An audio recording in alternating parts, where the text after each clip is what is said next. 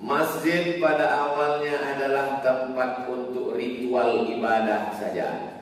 Lalu selesai sholat, Nabi Muhammad SAW menyampaikan hadis-hadis. Nabi duduk dikelilingi oleh sahabat. Sahabat yang duduk berkeliling itu disebut dengan halaqah. Pakai H kecil, halaqah. Pakai huruf O, halaqah artinya lingkaran. Maka dalam masjid itu ada beberapa lingkaran. Sampailah Imam Muhammad bin Idris Asy-Syafi'i ke Mesir. Dia membuka halaqah di Masjid Amr bin As, sahabat Nabi yang pertama sampai ke Mesir. Ada halaqah hadis, ada halaqah fikih, ada halaqah nahwu, ada halaqah balaghah, ada halaqah tafsir, ada halaqah usul fikih, ada halaqah akhlak tasawuf, ada halaqah. Maka banyak halaqah-halaqah. Dari halaqah-halaqah inilah berubah menjadi cikal bakal universitas. Universitas Al-Azhar baru pakai sistem kelas tahun 1960-an. Sebelum itu hanya halaqah saja. Di Masjidil Haram pun begitu juga. Syekh Abdul Rauf As-Sinkili pergi ke Makkah, pergi ke Madinah, belajar kepada Imam Al-Qushashi, kepada Imam Al-Qurani. Tidak pakai sistem kelas, tapi sistem halaqah. Makanya sekarang kalau masjid mau ramai, dihidupkan lagi halaqah. Alhamdulillah. Selesai sholat, Assalamualaikum warahmatullahi wabarakatuh. Kita tengok di masjid ada beberapa lingkaran. Ada halaqah di sana, halaqah di sana, halaqah di sana. Pas kita datang, duduk, kita dengar ceritanya, rupanya membahas tentang Real Madrid Barcelona. Itu sudah dipesankan Nabi 14 abad yang lalu. Nanti kalau kalian selesai sholat, nampak kalian ada orang membuat lingkaran, bicaranya bukan bicara agama tapi bicara dunia, tinggalkanlah. Jadi tidak semua halaqah itu membicarakan tentang agama Allah. Alhamdulillah. Jadi zaman Nabi itu tidak bisa pengajian seperti ini. Kenapa tidak bisa pengajian? Karena belum ada mikrofon, sound system pengeras suara. Suara hanya sampai di agak. Cobalah kalau tadi pakai kemana? Ada pun kajian kita pada kesempatan ini tak sampai ke belakang. Jadi sebetulnya kajian yang menyentuh itu adalah halaqah. Karena guru bisa melihat mata murid-muridnya, suaranya sampai, dan duduknya sama rendah. Orang duduk halaqah tak setinggi ini. Dia duduk sama dengan murid-murid. Jadi sebetulnya saya ini kurang adab, kurang sopan. Tapi kalau saya duduk di bawah, ini kamera-kamera ini tak nampak. Terima kasih dulu. Ini yang perlu saya jelaskan. Dan jangan sampai nanti keluar cerita Abdul Somad itu tak ada sopan santunnya semua orang tua. Jamaah yang dimuliakan Allah Subhanahu wa taala, masjid pertama sebagai tempat ritual ibadah. Salat zuhur, salat asar, salat maghrib, salat isya, salat tahajud, salat witir, salat duha, salat istisqa. Istisqa pun keluar tanah lapang karena tak sanggup masjid menampung. Idul Fitri, Idul Adha di tanah lapang karena tak sanggup masjid menampung. Masjidnya kecil, cuma 22 meter dari mimbar Nabi, mimbar ke dinding kamar Nabi 22 meter, ke belakang 15 meter. Di samping situ ada tiang dekat dinding kamar Nabi namanya Ustuwanatus Sarir. Sarir tempat tidur. Karena di samping bawah tiang itu ada tempat tidur Nabi SAW, tempat dia i'tikaf. Dia i'tikaf 10 hari 10 malam, tak keluar-keluar dari masjid sampai ketika dia minta kain, pergi ke jendela tempat Aisyah, kamar tidur Sayyidatuna Aisyah, nawilinil khumrah, wahai Aisyah, tolong ulurkan kain kepadaku. Nabi tak mau keluar karena takut iktikafnya batal. Aisyah tidak masuk ke dalam karena dia sedang dalam keadaan menstruasi haid. Lalu dia ulurkanlah kain itu kepada Nabi Muhammad SAW. Masjid sebagai tempat ibadah, masjid sebagai tempat ilmu pengetahuan. Berbagai ilmu dikaji di masjid, cikal bakal. Makanya lebih dulu masjid baru universitas. Minal jami' ilal jami'ah, dari masjid menjadi universitas. Bahasa Arabnya jami', diambil dari kata Jum'ah. Masjid yang ada sholat Jumatnya namanya masjid jami'. Masjid yang tak ada sholat Jumatnya masjid saja, tak pakai jami'. Sampai ke tempat kita musola, surau, langgar. Makanya di Jawa orang di langgar tak mati. Di Minangkabau, surau. Maka sebetulnya dalam fikih cuma ada dua. Yang satu, masjid tak pakai jami' karena tak ada sholat Jumat. Yang kedua, masjid jami'. Ini masjid jami' karena ada sholat Jumatnya. Dari mana Ustaz tahu ini ada sholat Jumat? Ada mimbarnya.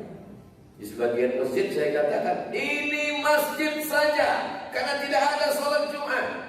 Selesai ceramah dikasih tahu pengurus, ada mimbarnya karena tablik akbar kami sembunyikan ke dalam. Jamaah yang dimuliakan Allah Subhanahu wa taala. Lalu kemudian Islam, kalau kita lihat dalam sholat Jumat, Nabi SAW masuk setelah kumandang azan. Dia di kamarnya. Di antara masjid dengan kamar Nabi ada pintu. Datanglah Bilal memanggil, Assalamualaikum ya Rasulullah. Waalaikumsalam. Sudah boleh kami qomat ya Rasulullah. Aqimis salat, kata Nabi. Aqimis salat. Qomatlah Bilal. Bilal pun qomat. Allahu Akbar, Allahu Akbar. Asyhadu an la ilaha illallah. Itu maka Bilal tak sanggup tinggal di Madinah setelah Nabi meninggal.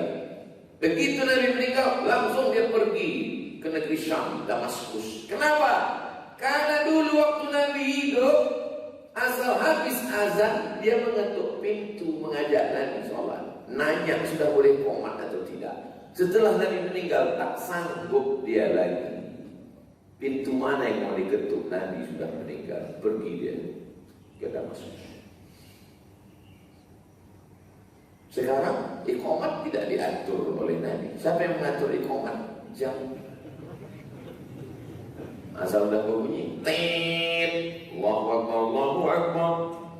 Kenapa masjid diatur oleh jam dinding? Karena sebelumnya iqamat diatur oleh mak-mak di belakang. Komat, betul. Oh, komat. Kenapa dia mengatur? Karena dia nyumbang paling besar. Maka dalam Islam diatur oleh ilmu pengetahuan. Ilmu pengetahuan diajarkan di masjid. Maka ada disebut dengan talaqi. Talaqi berjumpa murid dengan guru. Di mana Imam Malik menyampaikan hadis-hadis di Masjid Nabawi. Lalu kemudian masjid juga kalau kita lihat azan Jumat itu awalnya pada zaman Nabi sekali. Azan, Nabi naik ke atas mimbar, dikumandangkan azan. Tapi kemudian pada masa Umar bin Khattab, Utsman bin Affan, orang mulai ramai, pasar di masjid sampai ke Masjid Nabawi. Kalau kita menghadap ke arah kiblat, ada pintu sebelah kanan Babus Salam. Di depan Babus Salam itulah ada pasar Islami, pasar Islam untuk mengalahkan pasar Yahudi. Pasar Yahudi riba, tipu-tipu di dalamnya. Nabi membuat pasar Islami. Lalu kemudian kalau dibuat azan sekali banyak orang terlambat, dibuatlah azan 2 kali. Asal usul kronologis kenapa azan 2 kali adalah karena bisnis, karena pasar, karena ekonomi. Berubah azan menjadi 2 kali. Lalu ketika sampai azan sekali dan 2 kali itu ke Indonesia, orang bukan mengambil aspek bisnisnya, tapi ribut masalah khilafiyahnya. Kau masjid mana tadi? Masjid ini. Azannya berapa? Sekali. Kau masjid mana? 2 kali. Itu pada masa siapa? Umar dengan Utsman. Kau ikut Nabi atau ikut Utsman? Inilah orang bodoh yang menularkan kebodohannya. Sudah jelas Nabi mengatakan alaikum bisunnati, ikut sunnahku, wa sunnatil khulafa'ir rasyidin, ikuti sunnah khulafa' rasyidin al-mahdiyyin min ba'di. yang dapat hidayah, menebarkan hidayah sesudah aku. Abdu 'alaiha bin nawajif, gigit pakai gigi geram. Jadi tak perlu dipertentangkan antara azan sekali dengan 2 kali. Karena Nabi dengan sahabat, Nabi mengatakan ikuti sunnahku dan sahabat.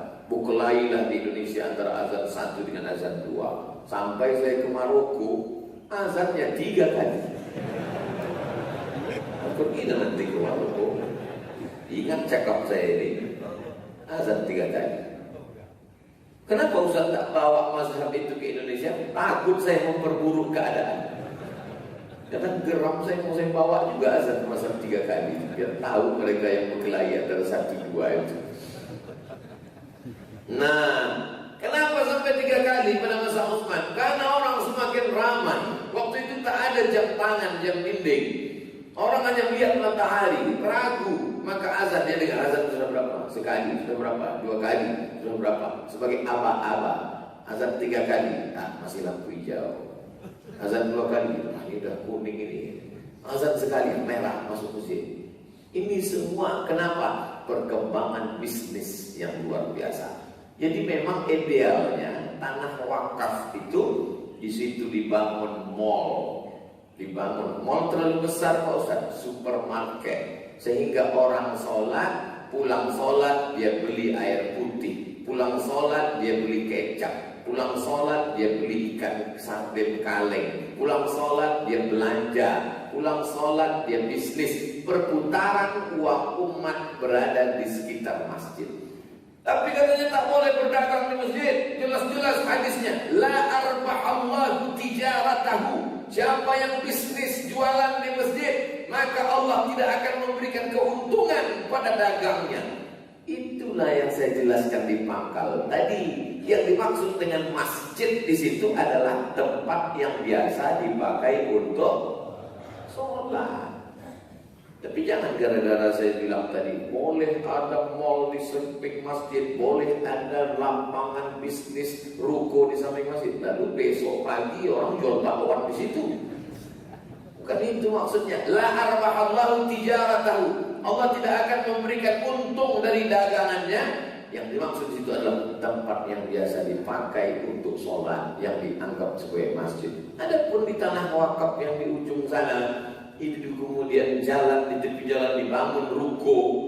Orang di Arab kalau dia dapat tanah wakaf, sebelum dia mendirikan masjid, sebelum dia mendirikan sekolah, karena masjid dan sekolah non profit, tak ada duit masuk di sana, maka yang pertama dipikirkannya adalah bagaimana membuat duit masuk.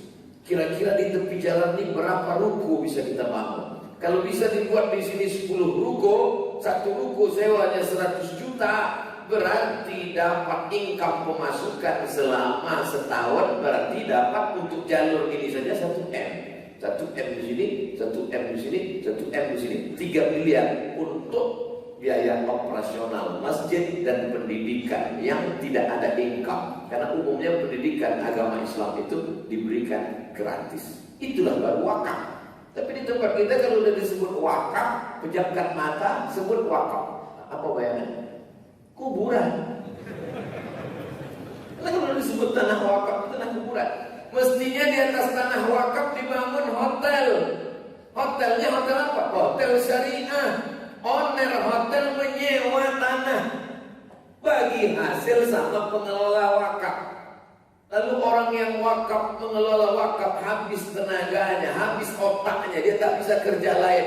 Makannya dari mana? Pengelola wakaf mendapatkan pembagian hasil 10% dari hasil total keuntungan wakaf. Jadi kalau di atas tanah wakaf itu dibangun ruko, dibangun tower tinggi, dibangun rumah sakit, dibangun di situ klinik, setahun dapat 10 miliar, maka pengelola boleh mengambil 10% dari hasil. Dan itu diatur dalam undang-undang wakaf di Indonesia. Karena Indonesia, alhamdulillah, anggota legislatifnya sudah mengkaji masalah zakat, sudah mengkaji masalah wakaf, dan ada undang-undangnya sebagai payung hukum, sebagai acuan. Kalau tak percaya, tanya Tengku Padu.